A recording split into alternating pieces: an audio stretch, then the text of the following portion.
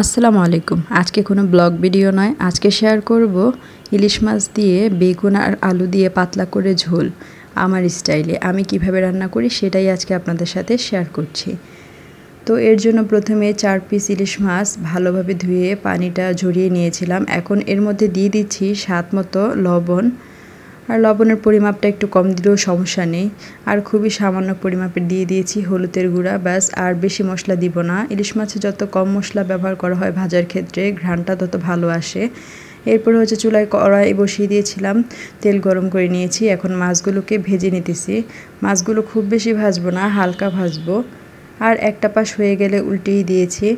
আসলে ইলিশ মাছ রান্না তো সবাই করতে পারি, তাই না? তবে আমি কিভাবে রান্না করি সেটাই আপনাদের সাথে শেয়ার করছি। আর এখানে হচ্ছে এই যে বেগুন কেটে নিয়েছিলাম আমার ইচ্ছে মতন, আপনারা আপনাদের ইচ্ছে মতো কেটে নিতে পারেন।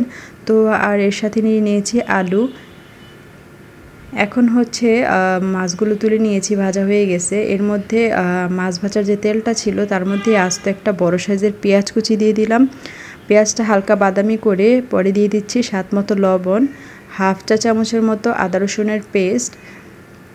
আর এরপরে দিয়ে দিব 1 মিনিটের মতো আদা রসুনের পেস্টটা ভাজার পরে সামান্য পরিমাপের পানিটা খুব বেশি দিব না, জাস্ট মশলাটা কষিয়ে নেওয়ার জন্য। এরপরে 1 চা চামচ হলুদের গুঁড়া, হাফ চা চামচের একটু বেশি মরিচের গুঁড়া আর হাফ চা চামচ জিরা দিয়ে ভালোভাবে মশলাটা কষিয়ে নিব যতক্ষণ পর্যন্ত না মশলা থেকে তেল ভেসে উঠছে। তো মশলা থেকে তেল ভেসে উঠলে কেটে রাখা বেগুন আর আলুগুলো দিয়ে আরও কিছুক্ষণ কষিয়ে নিতে হবে। এভাবে ইলিশ মাছ রান্না করে খেয়ে দেখতে পারেন, অনেক বেশি মজার লাগে। তারপর একটি ঢাকনা দিয়ে ঢেকে আরও কিছুক্ষণ কষিয়ে নিলাম।